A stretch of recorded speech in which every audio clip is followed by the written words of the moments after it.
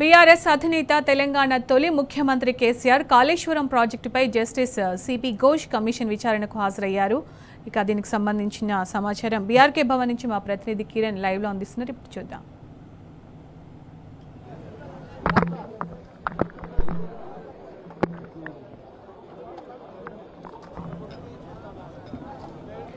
కిరణ్, తెలంగాణ తొలి ముఖ్యమంత్రి బీఆర్ఎస్ అధినేత కేసీఆర్ కి సంబంధించి కాళేశ్వరం ప్రాజెక్టుకు సంబంధించి జస్టిస్ పిసి ఘోష్ కమిషన్ విచారణకు హాజరవ్వడం పట్ల యావత్ తెలంగాణ సమాజం భగ్గుమంటోంది. ఇటు అక్కడ సిచ్యుయేషన్ చూస్తున్నాం మనం. ప్రజాప్రతినిధులు, ఎమ్మెల్యేలు, ఎమ్మెల్సీలు అంటే మాజీ మంత్రులు వాళ్లే కాకుండా సామాన్య ప్రజలు కూడా తండోపతండాలుగా అక్కడ తరలివచ్చారు. కార్యకర్తలందరూ కూడా చాలా ఫైర్ మీద ఉన్నారు, అంటే చాలా అగ్రెసివ్గా ఉన్నారు.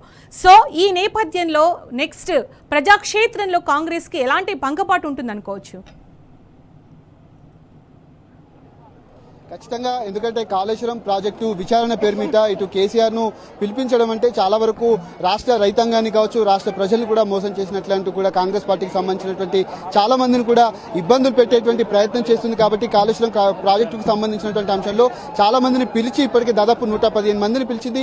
మాజీ మంత్రి హరీష్ రావును కూడా పిలిచినటువంటి పరిస్థితి కనబడింది. కానీ ఇక్కడ పరిస్థితి చూస్తే మాత్రం తెలంగాణ జిల్లాల నుంచే కాదు, ఇటు హైదరాబాద్ నుంచి కూడా పెద్ద ఎత్తున వచ్చింది. ఎక్కడికక్కడ అరెస్ట్ల పరం కూడా కొనసాగినటువంటి పరిస్థితుల నేపథ్యంలో ఆ అరెస్టులను దాటుకొని చాలా మంది ఇక్కడికి వచ్చినటువంటి సిచ్యువేషన్ అయితే కనిపిస్తుంది. బీఆర్కే భవన్ వద్ద కూడా అనేక మంది కూడా వచ్చినటువంటి పరిస్థితులు కనిపిస్తూ ఉన్నాయి. ఈ నేపథ్యంలో పూర్తిగా కొంతమంది కూడా ఉన్నారు, వారితో కూడా మాట్లాడించేటువంటి ప్రయత్నం చేద్దాం. ఎట్లా చూస్తారు ఈ విచారణను? ఎట్లా చూస్తారు మీరు? కేసీఆర్ ను కుట్రలో భాగంగానే ఇటు పూర్తిగా తనను విచారిస్తున్నారని మీరు భావిస్తున్నారు? 100% గా మేం కాదు, యావత్ తెలంగాణ మొత్తం కూడా 4 కోట్ల ప్రజలందరూ భావిస్తున్నారు ఇది కక్ష సాధింపు విచారణ అని చెప్పేసి. ఎందుకంటే ఏదైతే విచారణ కమిషన్ కు కాలపరిమితి పెంచి 7వ కాలపరిమితి పెంచిన తర్వాత ఆయన నోటీసులు ఇవ్వడం జరిగింది. ముఖ్యంగా జరిగింది ఏంది? కాళేశ్వరం అంటే మొత్తం 3 బ్యారేజీలు, 15 రిజర్వాయర్లు, 203 కిలోమీటర్ల టన్నళ్లు, అదేవిధంగా 1531 కిలోమీటర్ల గ్రావిటీ కెనాల్లు, ఇవన్నీ కూడా మర్చిపోయి కేవలం ఒక 2 ఫీలర్లు కృంగితే దాన్ని పెద్దగా చేసేసి భూతద్దం పెట్టి కాళేశ్వరం మొత్తం కూడా మునిగిపోయిందని చెప్పి మాట్లాడుతున్నటువంటి రేవంత్ రెడ్డి గారు మొన్ననే గత వారంలో గంధమల్ల రిజర్వాయర్ కి శంకుస్థాపన చేసిండు.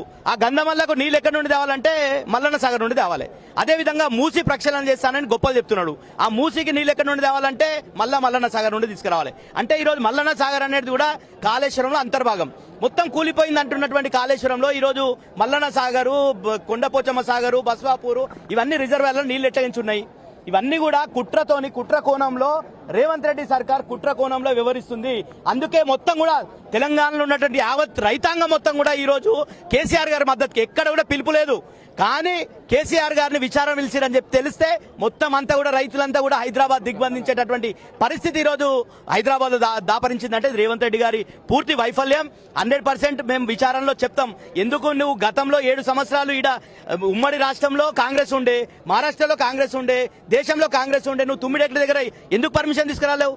కాబట్టి మీరు ఆడ వాటర్ అవైలబిలిటీ లేదని చెప్పేసి మేడిగడ్డలో కట్టి ఈరోజు 20 లక్షల ఎకరాలకు సాగునీరు అందించినామని చెప్పేసి నీ ఇంజనీర్లు నీ ప్రభుత్వానికి నివేదించిన తర్వాత కూడా కాళేశ్వరం ఫెయిల్ అంటే ప్రజలు నవ్వుకుంటారు. ప్రజలు అందుకే ఈ రోజు ఇంత పెద్ద ఎత్తున తరలి వచ్చారు.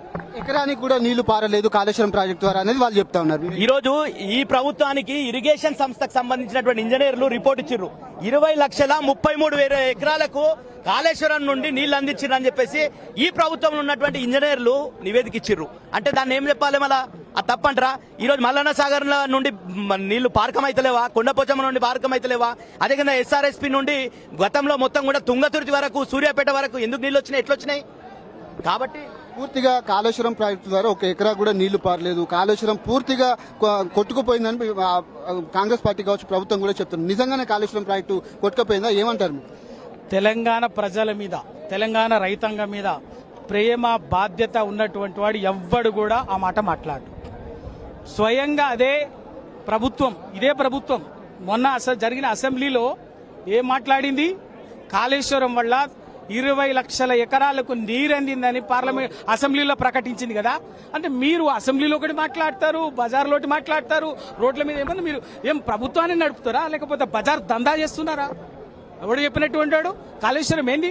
కాళేశ్వరం అనేది ఎవడైనా ఒప్పుకున్నా ఒప్పుకోకపోయినా ఎప్పటికీ తెలంగాణ ప్రయోజనాలకు వరప్రదాయిని, జీవధార, కల్పవృక్షం, 100 ఏళ్ల తెలంగాణ రైతాంగం ప్రయోజనాలను దృష్టిలో పెట్టుకుని రూపకల్పన చేసిన ప్రాజెక్ట్. వారు చెప్తున్నటువంటి పరిస్థితి కనబడుతుంది. కాళేశ్వరం ప్రాజెక్టును ఒక విఫల ప్రాజెక్టుగా చూపేటువంటి ప్రయత్నం ఏదైతే ఉందో దాన్ని పూర్తిగా ఉన్నటువంటి కాంగ్రెస్ ప్రభుత్వం కావచ్చు, కాంగ్రెస్ పార్టీ కావచ్చు, ఈ తెలంగాణ సోయున్నోడు కూడా ఎవరు కూడా ఇలాంటి మాటలు మాట్లాడు. కాళేశ్వరం ప్రాజెక్ట్ అంటే కేవలం ఒక మేడిగడ్డ ప్రాజెక్టు మాత్రమే కాదు, ఒక వరప్రదాయినిగా, ఒక జీవధారగా ఉన్నటువంటి కాళేశ్వరం ప్రాజెక్టు పైన ఖచ్చితంగా రాష్ట్ర ప్రజలకు ఫలాలు అందాయంటూ కూడా ఇక్కడ ఉన్నటువంటి వాళ్ళంతా కూడా చెప్తా ఉన్నారు సుల్తాన్.